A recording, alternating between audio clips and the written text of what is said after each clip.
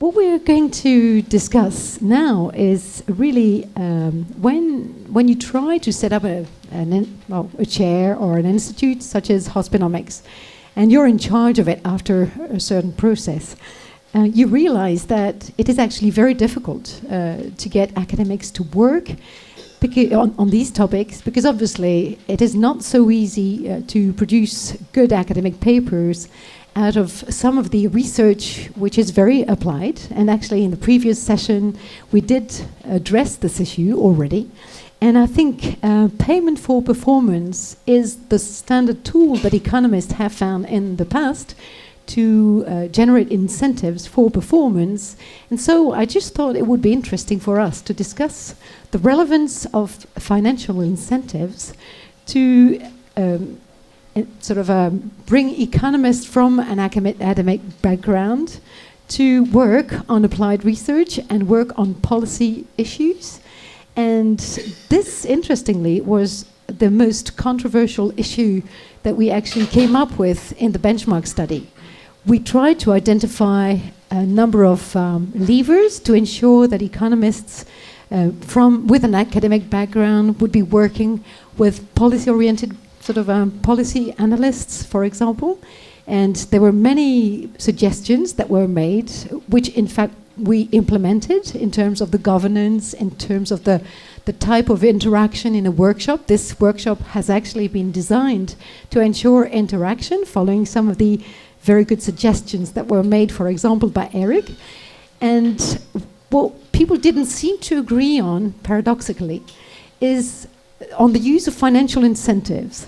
And to me, obviously, this is a major a management issue, because if I'm going to ensure success for Hospinnomics, I will have to ensure that we work together with people from the Paris School of Economics and other academics from other universities, Dauphine, for example.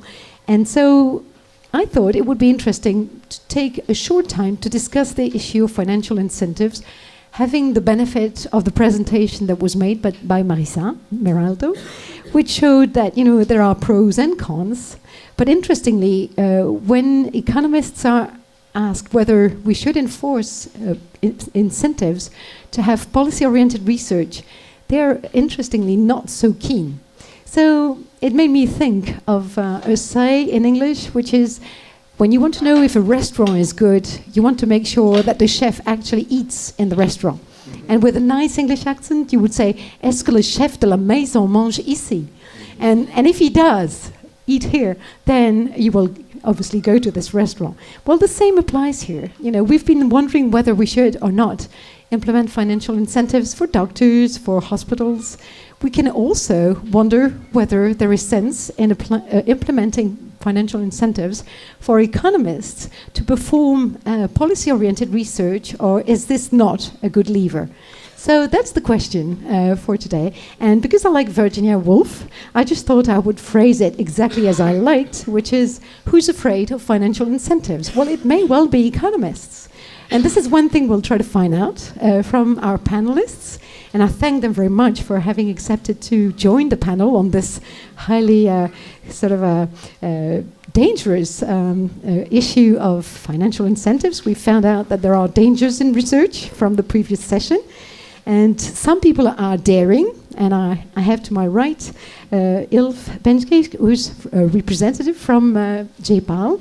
Hélène Jacobineau will not be with us, but Ilf is Deputy Director of JPAL Europe, and he will talk to us about his experience at twisting people's arm to ensure that they do policy research and not just academic research. The same will apply with Antoine Bozio, who's the head of the Institut of Public Policy at PSC.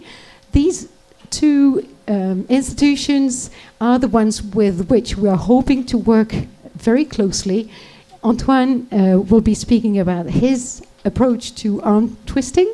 And before we get to PSC's approaches to incentives to work on policy-oriented research, we will first turn to the experience with Bob Elliott. I think the UK has been very innovative in this respect, because they've implemented, to a certain extent, incentives for research that has an impact. That means they've been able, possibly, to measure causality, to measure impact, and then to reward research teams on the basis of their predicted or realized impact, which is something that obviously Bob will be talking to us about.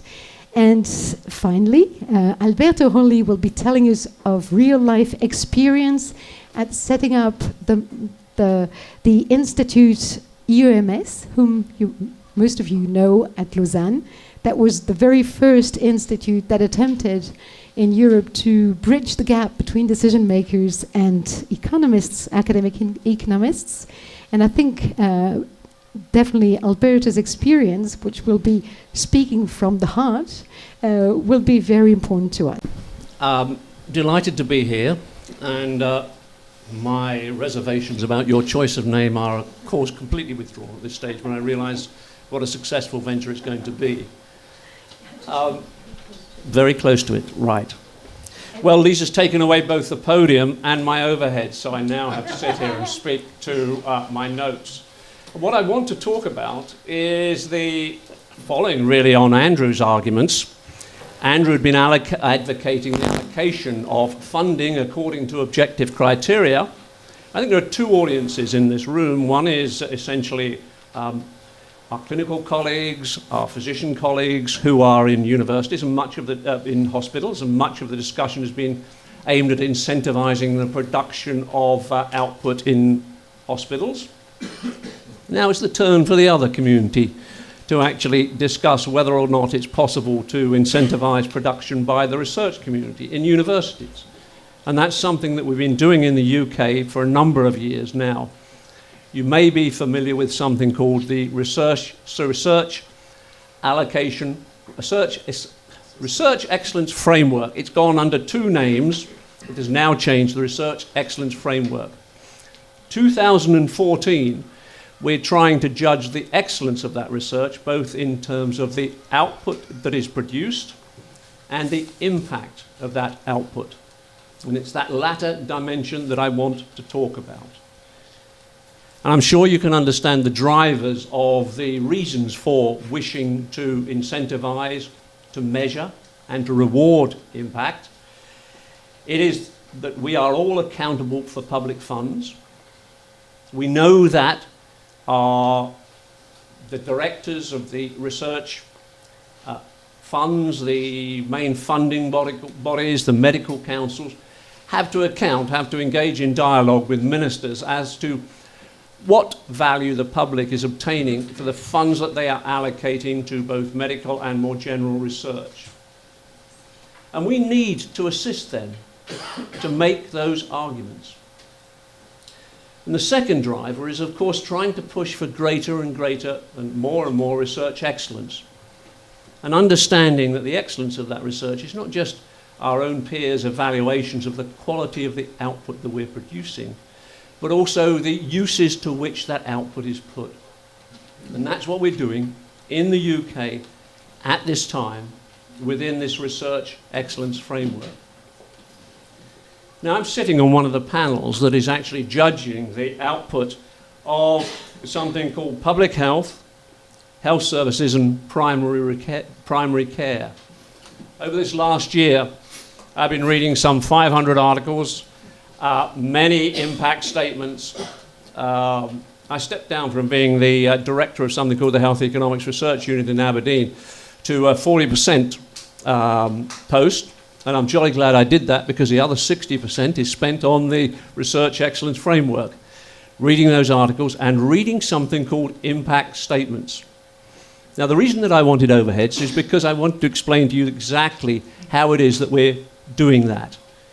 So what we're seeking from each assessment group, and that means a group of researchers at a fairly high level. I've described one, if you like, the health service research community. Another one would be the community of economists. In each university, they will decide whether or not to submit that group for assessment to the REF process. There are some 32 different units of assessment. So it's a fairly high level. And one of the things that, of course, tells us is not assessing completely and ultimately the statements that we make about the research within a community are not that of individual researchers. They're about a group of researchers. And the way that the research is collected and grouped also tells you something about the production process for producing research within those areas. So we require from each institution that is submitting with each of these subject areas information on the staff in post at a particular census date and details of their publications and other forms of output produced since, in this case, the 1st of January 2008, over the interval from the 1st of January 2008 to the end of 2013. We want other data, right, such as research on details of PhD students, because we regard that as important in terms of building capacity for the future. We also want some measures of the grant income they receive. There are arguments about just how you treat that. And then, most importantly, in this exercise, and only in this exercise, in 2014, we've required case studies detailing specific examples of impact. Okay? And the impact is expected to be achieved between, again, the same date, the 1st of January 2008, and in this case, the end of July 2013. It's a shortish period in which that impact is expected to be delivered, but it can be based on research that has been conducted over a much longer period. In fact, research from the 1st of January 1993. So it's recognised that the impact of research often takes some time to come through, but it needs to be evidenced within the current research assessment period. And what they have to do is they have to complete a template, something that says exactly how that research has had impact. And here's the rub. How do we actually try and assess what that impact is? And that's what I wanted to show you, the impact template, because essentially it has 4 components. It has a component, he said, looking, and this is where the overhead would be, because as you get older, your sight fails. It has a component which is the summary of the impact. It's saying, well, what did you do? Why was it important? Yeah. What sort of impact do you think it had? And then it says, well, the precise title is the underpinning research. Well, was it grounded in good research? The proposition would be that the impact will be greater if the research is of a peer-reviewed and high quality, so it can stand scrutiny. The third element is the references to the research. Provide us with auditable evidence that indeed it was your research that had that impact. So it's the traceability, really, of the statements, the auditability of the statements that you are making about the impact of that research. We can talk a little later about what constitutes that type of evidence. And the final is the sources to corroborate that impact. So it's meant to be an evidence-based process in which you're stating the impact of the research, the underpinning research, the quality of that underpinning research, evidence that use has been made of your research, and then corroboration, auditability of those statements. And then the research impact is assessed along 2 dimensions.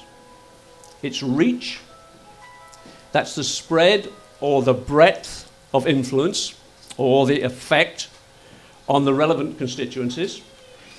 And secondly, the significance, the intensity of the influence or the effect.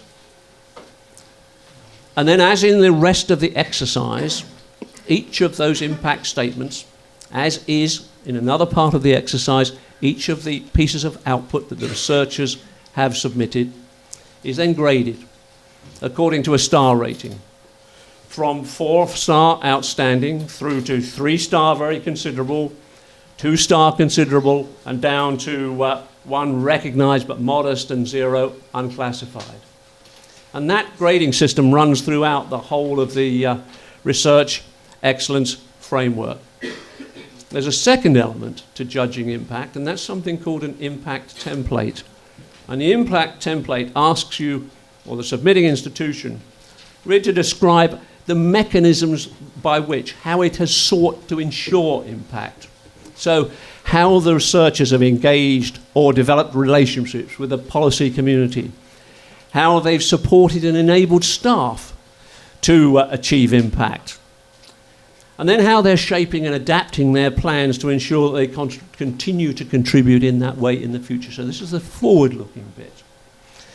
And then describing the relationship between this support and then the case studies that they have submitted. So just to give you an example of or thinking about the case studies, a unit of assessment might submit, let's say, 50 researchers.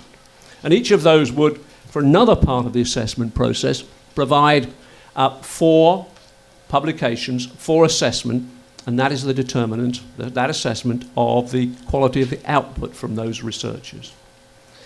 They will also submit, alongside that, not on a one-for-one basis, but according to a metric, a number of impact templates. So, broadly speaking, you might think of submitting one for every 5 researchers submitted. The numbers are slightly different to that. But it's not saying that every single researcher has to evidence impact. It's saying that the group as a whole has to provide evidence that its research is having impact. And then the assessment process assesses 3 elements: outputs, that's the quality of the research; impact, which I've just described; and the environment in which the research is conducted. And these are assessed by sub-panels, by peer review, and they are weighted in the final assessment of the research profile of that unit of assessment within that university in the following way. Outputs still command the majority of the weighting, 65%. Impact, 20%. And then the environment within which that's conducted, 15%. And that then produces something that's called an overall quality profile. And for each submission, and that's the primary outcome of the REF. And what that will then do is inform the government in the 4 constituent countries of the United Kingdoms, the government's allocations of the research money that they will allocate, divide up, and distribute to universities from 2015 onwards. So there's real money attached to this. There's real interest on the part of universities in this because of that reason. And this is the first exercise, we think, in the world that's tried in that systematic way to tie measurable impact to the distribution of funds to researchers. And we're sort of told that the world is watching us, because the belief is that we may be the first, but we certainly won't be the last. So, coming to somewhere near you in the future.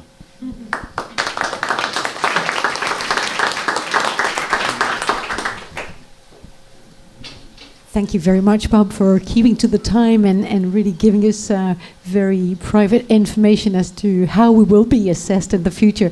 I would like each one of the 3 panelists to also react to this system and give their guts reaction to the future proposed evaluation scheme for these group incentives. We're not talking about individual financial incentives, we're talking about a group incentive for research allocation. And so I'll hand over to Alberto, who will give us his feeling about this as well. Well, I don't know if I'll be able to answer exactly your question, but I'll try indirectly at least to answer them through describing how the Institute of Health Economics and Management at the University of Lausanne has been created, and how we were able to build a research, some of it, most of it oriented towards health policy. So first of all, I should say that we had a very good beginning in the sense that already in the early 90s, we had an informal group between economists and people from the medical profession, essentially people from the Institute of Preventive Medicine, we decided that we had something in common to share, and we decided to create a joint seminar. And the seminar was absolutely fantastic as a beginning, because it made a very, very solid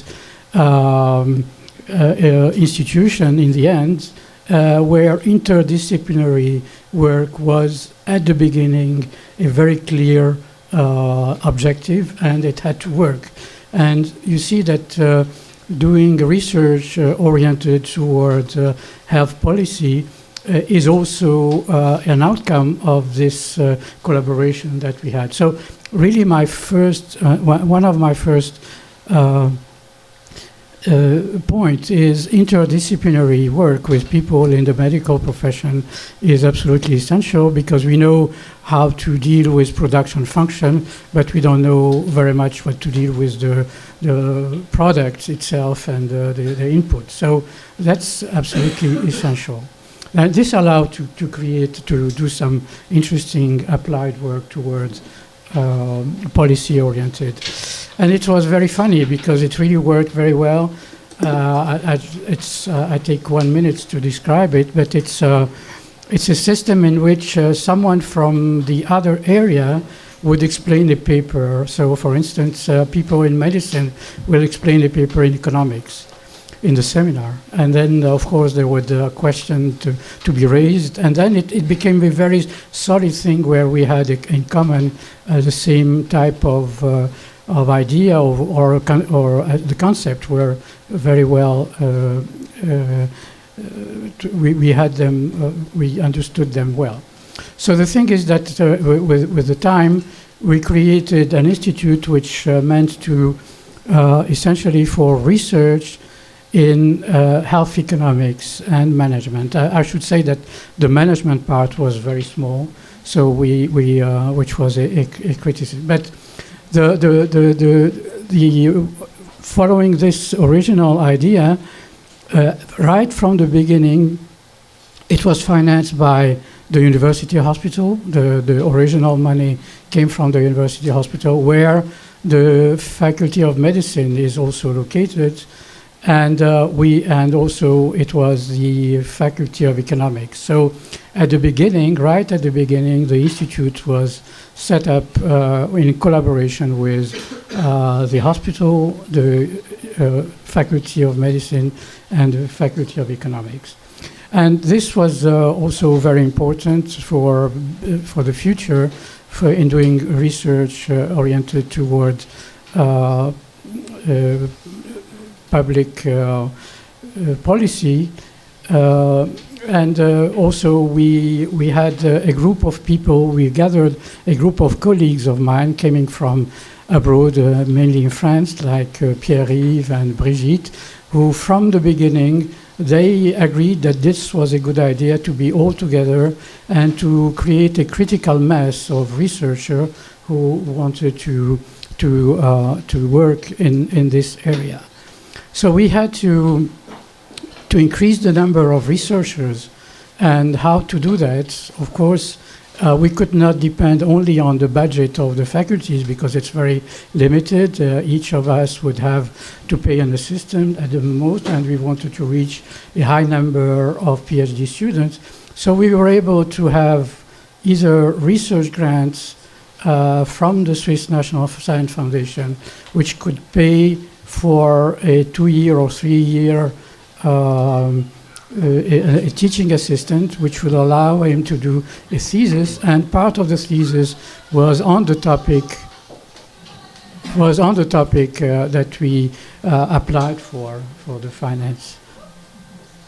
Okay, so that's this was one aspect. 2 minutes, okay, and then the thing is that we. At the same time, we were able to do some work, to have a research grant which enabled us to address policy issues at the same time be able to publish in a known journal. So that was not all of them, all the projects was of this kind, but many of them led to interesting research. So in journals. So it was not really incompatible to do both things. For instance, on tobacco consumption and taxation, that was a big thing where in the end there was a new law in Switzerland which was based on the research that we made, and also they have created a fund out of this taxation money to be able to help people who wanted to quit. So this was the second benefit type of argument. So it is possible to try to do both things, possibly not full time, but at least part of the time it is possible to do research oriented and at the same time being able to publish in good journal and do this type of research. I hope I answered your question.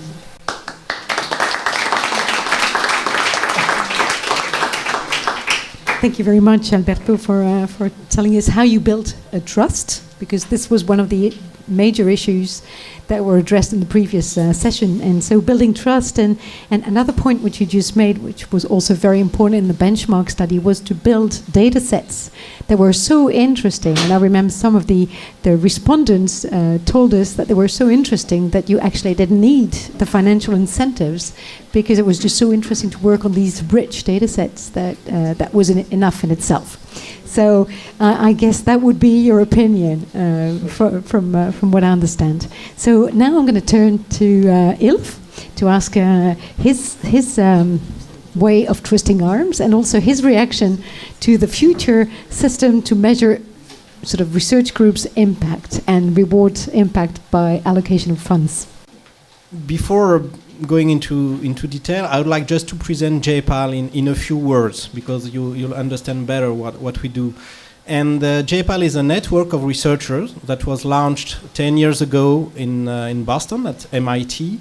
And it's a network that is, its objective is to evaluate rigorously programs, social programs, and anti-poverty programs all around the world on different topics, not only health. We're working on education, microfinance, health, but can be governance, whatever. And to follow up on what was said before this afternoon, we're not working only in developing countries. Of course, a lot of our research was done in developing countries, India, Kenya, or so on, but we have also an important part of it in developed countries. So we're using exclusively randomized controlled trials. And we believe that this method, of course, the objective is not to run RCTs for always to evaluate any program, but it's possible to run RCTs if you select carefully the questions you want to answer and you have a proper program you can evaluate this way. It's possible to do it. It's possible to do it even in developed countries. And we hope, with the launch of Hospinnomics, that we will be able to work more on these issues on health economics in France and in Europe.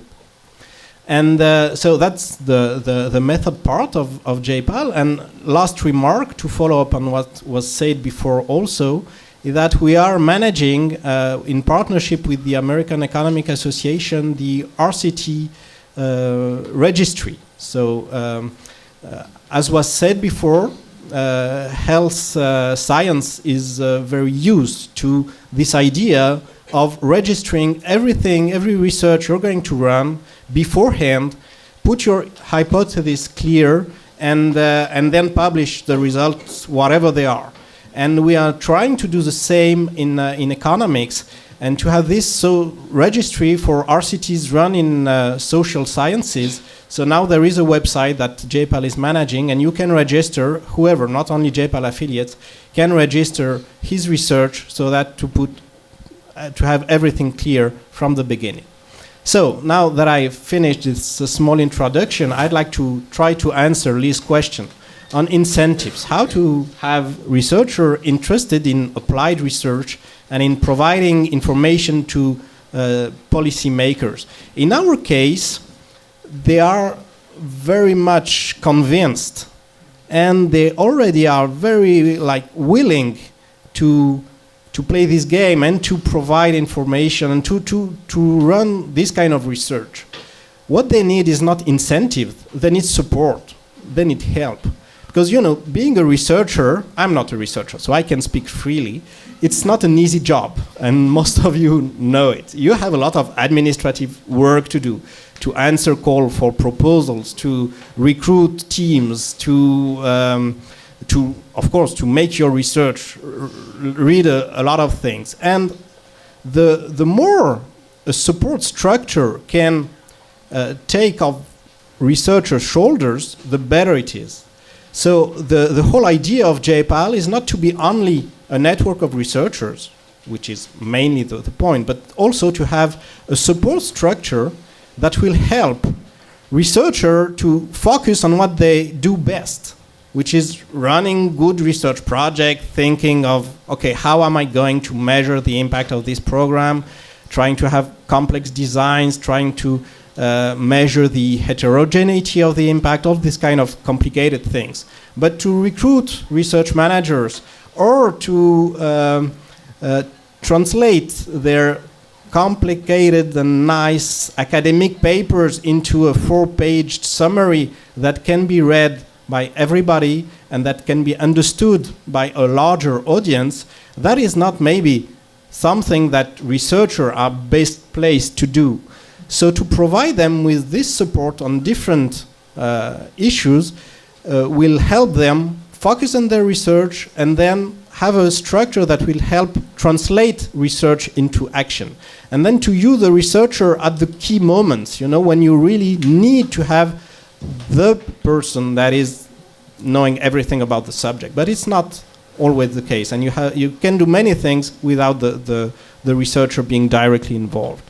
And so that's the whole JPAL model. But for having this model work, you need some resources and some financial resources especially. So you cannot imagine of having a structure that is going to help researchers do their work without raising dedicated funds for it. And that is a whole part of the job. You have to convince people, either public institutions or private companies, foundation, whatever, to provide you some resources to be able to have this structure helping translating research into action. So I don't know if I have some time left or just 1 minute. So just 2 minutes. Okay, just to conclude two other points that we think at JPAL are important. The first one, in the relationship we're going to build with the policymakers, the first point is you need to have champions. That is really in 10 years what we're more and more aware of. You need to have people that are going to help you. You cannot just rely on the institutions. You need people in the institution that are convinced that evidence-based policy is a must-do, they are going to provide you some support. Because you need to create this relation with individuals within the decision-making system. And the second thing is, as much as you can, okay, you are here to build knowledge, You're not going to write the laws, you're not going to be the decision makers. And what you were saying earlier on, it's so great, you're not maybe the report you're going to draft in 2007, in 2008 they will do the opposite, and in 3 or 4 years later they'll come back to you. So that's normal, that's the way policy is made. But you have to build these long-term relationships with policymakers so that you can think well in advance of trying to build systems to, for example, I give you an example, in Chile and in Peru, we were contacted by the government to create commissions that were thinking of different ways to have better social policies. And that is a great model for us. Not just coming, having someone coming, I have a new policy, I would like you to evaluate it, to evaluate its impact.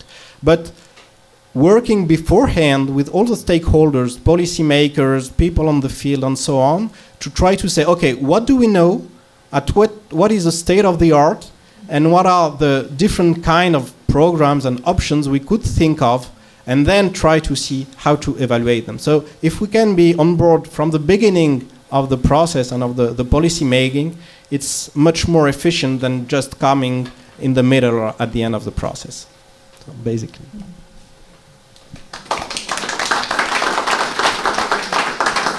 Well, thank you very much, Ilf. You did say that you were going to tell us all, and you did say a few very important things, like you have to select the winners. I've heard that again, which is those who are mostly interested in policy-oriented research. It's much easier if you do select those who are interested, and then give them support. So now I know that we have to recruit people for support. The only hope I have is that we're sharing the same corridor. So with a bit of luck, we can work together in this heavenly place where people at JPAL stands for the Poverty Action Lab. We didn't write this I realized on the program. And it's Esther's Duflo group, and we are lucky to share the corridor and the office premises at Hôtel Dieu with the European group of JPAL. Thank you very much, Ilf. Antoine. Good afternoon. So my name is Antoine Bozio. I'm the director of Institut des Politiques Publiques, IPP, Institute for Public Policies. This is a joint group between PSC and CREST, dedicated to fostering better analysis and evaluation of public policies in France. So as Lise asked me to give a bit of, this has been created 3 years ago, and with the aim of fostering that research and reaching more generally the general public and awareness of the type of research that can be done in this area. So to give you a bit of perspective and history on that, on IPP, so I was, after my PhD, I did go to the UK to work for the Institute for Fiscal Studies, IFS, who's been doing work in the area of tax policies, but more generally social policies, employment policies in the UK. And I was quite amazed when I arrived there that IFS was able to do top academic research, publishing in top papers, as well as doing a lot of policy oriented research, talking to the press, to the media, going on TV, trying to discuss the budget at the time of the budget discussion, MPs using that type of evidence. And I was quite impressed and thought, well, this is the type of institution we need back in France to try to help having a better type of public policies, trying to think about, what really is the evidence on different aspects of public policies that needs to be discussed more generally. And when PSC asked me, well, we have an idea, we'd like to create a French IFS, and there was no possibility for me to refuse that job, even if it was a bit of scary task, a challenging task to try to set up an institute from scratch. So what were the three objectives from the start? The first one was to have a dedicated group to do research, academic research on public policies, to try to have, following the developing models that have long permanent impact, trying to model tax and benefit system, the pension system. And this is something that can be done in academic circles, and academics have done that, but usually they've done that to produce a paper, a couple of papers. And then when it's published, they say, job done. I can go back to another subject where I've pushed the boundaries of research, but then I leave that aside. And generally, that's not actually true, because you could use the model to do plenty of other things.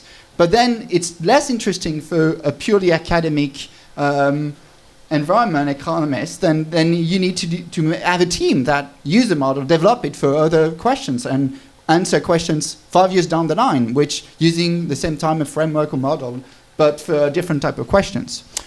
The second type of objectives was to try to provide expertise to policymakers, which we thought were lacking the type of inputs that academic research got by doing research on the impact of different policy analyses that were not incorporated into the policy making circles, because certainly, which something which is more true in France than in other countries, a gap between sort of practitioners the administration, which relies on its own expertise, and the academics, who are sort of separate in their own world, thinking, well, our job is to publish papers, our job is not to interact with the questions of policymakers. So providing expertise to say, well, we offer the type of expertise using the most up-to-date techniques in terms of data analysis, in terms of evaluation, econometrics, or models to try to provide answers from that asked by policymakers. But the third objective, and I think this is not the least, is that we live in a democracy where a lot of public debate is not only carried out by, a policymaker which is omniscient and just need the right answer, implement the reform, and then it's done. We live in a place where there's been discussion in Parliament, but not only in Parliament, in the news, in the press, at the cafe next door. People are discussing whether is it a good policy or not to do this and that. And we need to reach the general public, not by sending a PDF of an American Economic Review article, but by writing and talking to the media more generally about the type of research, of output that the research we have produced, so that we can have a chance to have a long-term influence in terms of, if we think that there is something that is not working and we need to change, then we need a general discussion in the countries about whether this is a good thing to do. So that's why the third objective is try to reach this general public through press conference, dedicated publications where we make a big effort not to use jargon, trying to have graphs that can be read by anyone in a very simple way, trying to make this effort, which is, as Ilf said, is a job in itself, to try to convey to the general public information that is in a way that is very usable. So that's for the objective of IPP, and we've been discussing with Lise. This is a very challenging endeavor. At the end, how do we interact with, that was the question of this panel, how do we incentivize academics to join into that type of enterprise? I think what Ilf said is very true. You first need to provide an environment where an academic which has chosen an academic path in his career is happy to join, because he will not have to do some of the hassle of actually being involved into research-oriented policy. But you need also to make sure that they are willing to do that. And this is, I think, in a sense, there's no lack of enthusiasm from the part of academics to interact. But I think there is more generally something where you need to make sure that whatever you do in terms of research is of academic interest. So you don't want to answer any policy request in a way that the consultancy firms will be able to do, saying, the question is silly, there's money, take it, let's do it, we're going to write bullshit and we're going to make money. This is not what we're supposed to do in a place like IPP or Hospinnomics or JEPA. You need to be able to say, this is not a right question. You should ask this question. That's what we think is interesting, because this will drive interest from the part of academics, but also will show the policymakers that perhaps the type of priors they had in terms of the right question to ask is not the most interesting one. And this is where you join the bridge. I think the bridge image is a very good one in terms of between the policy-making world and academia. You need to have a real bridge where you go back and forth. And I think when it's a success is when you're answering the question from policymakers, you find out there is actually an academic question, an academic papers, because then you find out something that is worth inquiring and will lead to more papers. These papers will lead back to more improvement on policy side, which again, back and forth, you get to a big improvement both in terms of academic research and also policy making.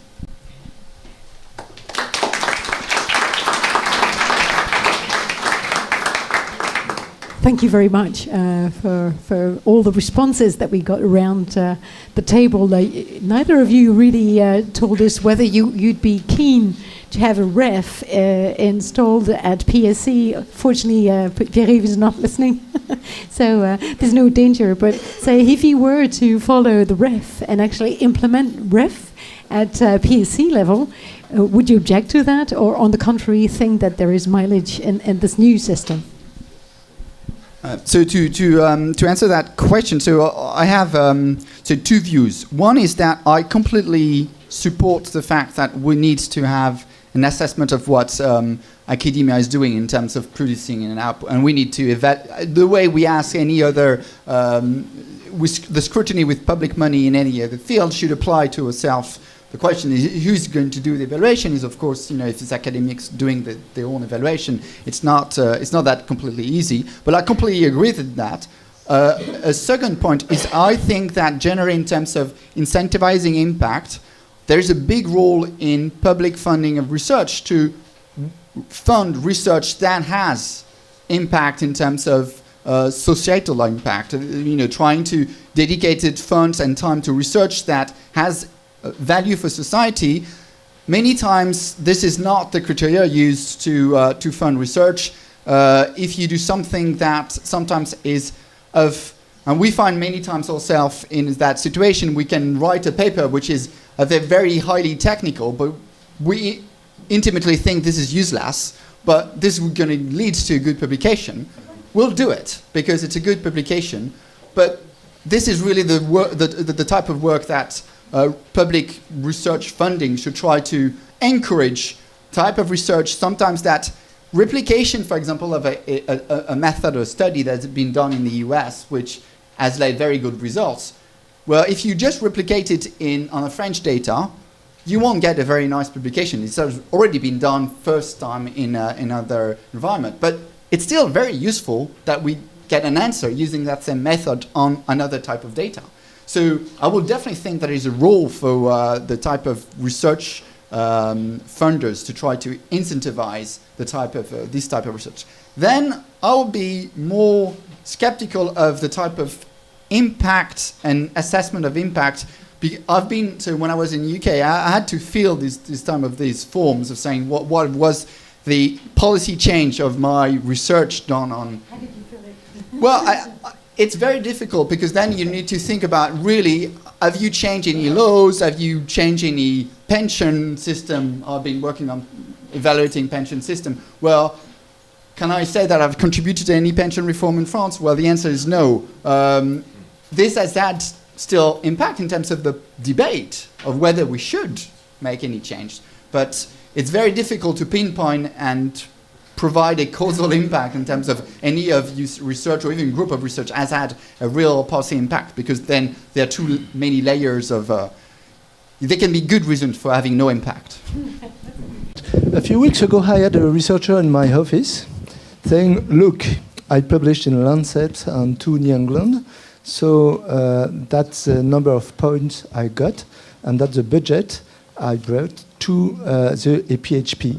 I got that with 2 computers and the access to a data bank. So you should give me more material and so, because with the benefits I brought to the APHP. And the truth that in my mind, I had the opinion that 300 million of our budget were big hospitals. So one part of our budget comes from the quantity of the price for care, and one part comes to finance the academic and the research. And 3 million of euros come every year through the number of publications and the assessment of the impact of this publication. That's why until I heard Bob Elliott saying that they were the first in the world, or the constellation to have a system to make a link between the allocation of resources and the impact of the publication, of the research, I thought it existed already in France. So I wanted to know if you knew the system, or if the reason why you said that it's not a real system of allocation of resources linked to the impact. Can I ask you first just to tell me a little bit about how that impact, what measures of impact you have in France? You want to answer? Well, actually, when you publish in the Lancet, you have impact directly in the physician way of taking care of the patients. Okay. Not true to every publication. That's why there is some points given more to the Lancet and maybe less to the Semaine des Hôpitaux de Paris. But it's true that we think that the CGAP system is a way of evaluating our publication and then giving back the results, the financial results. We have also for the researcher the ANR, which is Agence Nationale de la Recherche, and each project will be evaluated, and you will have to say, I did that was the impact, I have some label, brevet, I don't know in English the term, pattern, thank you, and then I need some more budget to make more research because I had impact and I know what I will do. So I really don't understand when you say we are the first one. So I think in France it's quite good in the normal life of researcher. But anyway, I'm not a researcher, I'm a physician, and I'm very anxious because when I see that you have only this type of budgeting and evaluation, then I'm questioning, would you have given some money to Copernic or Einstein because they didn't have any impact in 5 or 8 years? Well, that's very useful then, because it comes within the funding envelope. You'll see that I said it was from, what was it, 1993, so they would have come within that. Well, Copernic, it took some more centuries. But more seriously, first of all, impact is not citations. That's not what's being said. It is an assessment of the impact that it does have on the, well, in the health sector, it might be the care or the public policy toward that care. So it could be either of those dimensions. The second way in which it would differ would be that we wouldn't be, and it's not required of each researcher. So it's really, I think, emphasizing that research is, it's both the function of individual contribution, individual excellence, but the type of research that is normally and typically produced is produced within teams. And it's those teams that are being incentivized so that the evidence of the impact is required for one particular example for X number of researchers. And the research that's being evaluated can have impact along several dimensions, and teasing out just what that is and evidencing it is, of course, the challenge that we're facing at this moment. I'm so glad you asked the question. Because actually there's obviously a misunderstanding on the word of impact. Having a publication in the Lancet is a process impact because it will potentially have an impact on the way in which patients are treated. But for having worked a long time at IEMS, I also know that providing publications and guidelines on how to treat patients is just one of the necessary conditions to ensure that they are treated according to what is needed. And so what we're talking here with publication rates and gaps in our French system is measurement of process impact, not outcome impact. And what we're talking here, and I think that's one of the difficulty, is saying whether economic research, but there are many other areas that you presented, Bob, is having an impact on the way you're designing a healthcare system payment scheme, for example. And is that payment scheme for hospitals, which is the next question and the next roundtable, and this will be a very nice transition, whether the way in which we've designed optimal, what we call optimal payment schemes, is actually optimal, and therefore having the impact that we wanted on the healthcare system. So we're talking of outcome, not process. And the other thing that we're hoping to change is that the CGAP system does not include health economics. So one of the important aspects is actually to ensure through Hospinnomics that there will be more publications in the future coming from health economists that will benefit from the funding of CGAPs, because for the moment it's only on clinical research and public health. So I thought this was a very important clarification question, and I hope this made it clear. And I can see one last question. Yeah, so Sanjiba from the University of Leeds. Actually, it's really much related to what you just said now, where I think health economics is a very interesting discipline, but actually we do publish in two areas. We do publish in economics, and sometimes we are in very theoretical aspects. And then on the other hand, we might have quite a lot of clinical papers. And the thing is also that when we are assessed, for example, within the REF, it's really difficult to know, according to the department we are in the university, which kind of work can be assessed. I'm based in a faculty of medicine, so some of the papers I'm doing that are extremely econometrics are much less interesting to them than my other papers that can be published in the BMJ. So I think that actually there is an aspect that is quite interesting. And what Alberto was saying earlier about the two papers that doctors could review or comment, and then on the other hand, a paper from an economist, and on the other hand, an economist is commenting on another paper from a doctor, could be quite interesting. But I wanted to know really how REF can really take that into account, because in fact, sometimes the commissioning work we can publish is interesting, but as an academic in economics, we might want to publish something that is a bit more methodological, which might not fit with our department. Thank you for the question. We have one last question, and then we'll have answers from both Bob and Alberto. No, I'm just coming back to REF, and I'm just wondering if the evaluation that we have from AERS for the team who are like doing research in the health sector, not only in the health economic sector, would not fit a bit of that. Because in fact, we have like the process and the outcome and things, but we have also a question on impact, and we have to say, I mean, we've been questioned by Marie-Claire last month, or we went on TV, and then our results were showed in the General Assembly of the Députés, and things like that. And depending on this rate, we are going to have the label of a university research team or the INSERM label, and this is going to be linked to our financing. I mean, our budget also. So it's a kind of the same thing. Maybe you're not the only one. Yeah. Well, just very briefly in response to the last question, it would seem that the system you've just described draws an inappropriate distinction between impact and the quality of the underlying academic science that has produced that impact. And what I think REF is trying to do, and probably imperfectly first time round, is to say that these two activities are complementary. And that's quite critical. I don't think health researchers need to be worried about impact. They need to be concerned about the way that assessment is then implemented, because of course it won't be right first time.